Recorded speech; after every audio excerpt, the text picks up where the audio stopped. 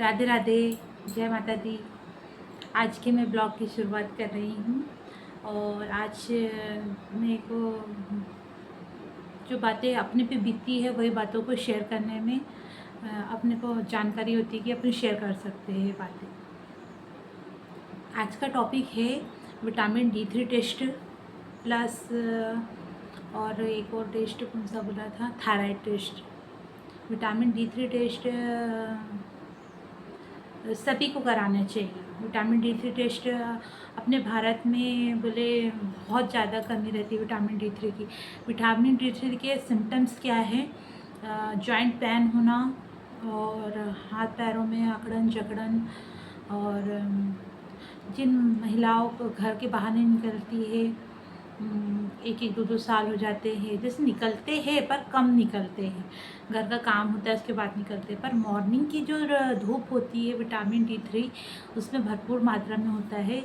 ये समझ लीजिए कि यदि अगर 7 बजे से सूरज अपने घर में रोशनी छत पर आ रही है या बाहर आ रही है, आंगन में आ रही है, तो कोई भी काम लेकर के सामने बैठ जाइए और विटामिन D3 टेस्ट करवाइए।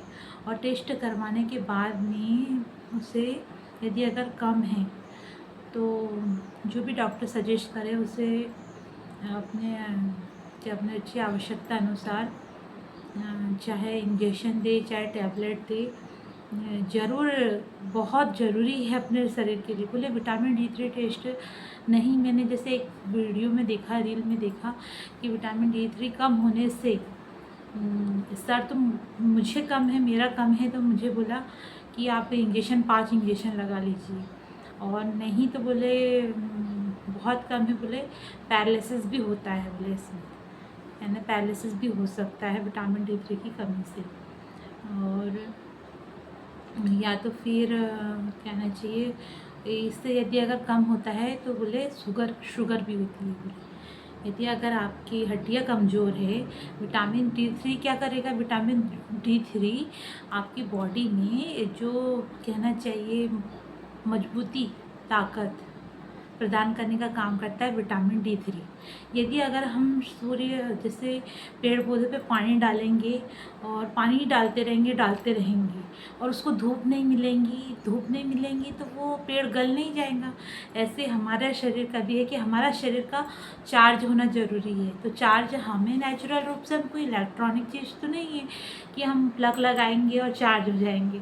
हमको तो क्या करना पड़ेगा इसमें, जैसे धूप लगना चाहिए हमारे बोन्स को, हमारी बॉडी को, हमारी स्किन को। जिससे हम धूप लेंगे तो हमारा शरीर को एक एनर्जी मिलेंगी।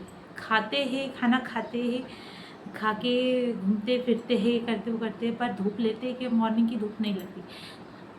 मुझे तो ये समझ लीजिए कि मेरा बेटा, हम लोग जिस घर में रहते थे वहाँ धूप आती ही नहीं थी, हमको छत पे जाना पड़ता था, तो छत पे जाते थे, कभी जभी जाते थे। अब ये क्या पता था कि सुबह की मॉर्निंग की धूप, पता है मुझे सब कुछ पता है, लेकिन समय नहीं मिलता तो नहीं जाते थे। काम में गुथा हुआ है इंसान तो निकल ही नहीं सकता ना, चाहे थोड़ा सा काम रहे तो भी घर में रहना है और ज़्यादा रहे तो भी घर में ही रहना है। तो धूप नहीं लगती थी। अब हम हमारे नए घर में आ गए हैं, नए घर में शिफ्ट हो गए हैं, इसलिए हमको कोई प्रॉब्लम नहीं है, अब धूप लगती है। लेकिन अभी रिकवरी को तो टाइम लगेंगे ना, तो डॉक्टर ने बोला है कि आप इंजेक्शन लगा लीजिए या तो फिर आप टैबलेट्स ले लीजिए। टैबलेट्स भी कहना चाहिए अपने हफ्ते की एक टैबलेट रहती है। तो अभी मैंने डॉक्टर से मतलब लिखवाया नहीं है कि इंजेक्शन लगाना है कि टैबलेट लेनी है, इसके कारण मैं डिले हो गई हूँ, थोड़ी लेट हो गई हूँ। अब देखती हूँ, जाती हूँ। सर नहीं मिले थे, हॉस्पिटल तो गई थी पर सर नहीं मिले थे। और मैं तो ये बोलती हूँ कि अपने टेस्ट जो है गवर्नमेंट में कराए तो सबसे बेस्ट है। अपने कोई भी टेस्ट हो, जब तक कि अपना गवर्नमेंट से काम हो रहा है तो प्राइवेट में जाने की आवश्यकता नहीं है। मैं ये बोल रही हूँ आपको कि मस्त बढ़िया जाइए, 10 रुपये की पर्ची बनाइए। मैं अफोर्ड कर सकती हूँ क्योंकि मैं जा सकती हूँ, प्राइवेट में भी जा सकती हूँ। जब मेरा काम 10 रुपये में हो रहा है तो मैं 1000 रुपये क्यों खर्च करूँगी, ये सोच है मेरी। और कहना चाहिए मैं हमेशा शुरू से ही, चाहे कितना ही दौलत रहे, कितनी ही कुछ रहे, मैंने बड़ों से ही सीखा है कि जब तक अपना कम में काम हो रहा है तो अपन ज़्यादा क्यों खर्च करें, है ना। और एक मध्यम वर्गीय परिवार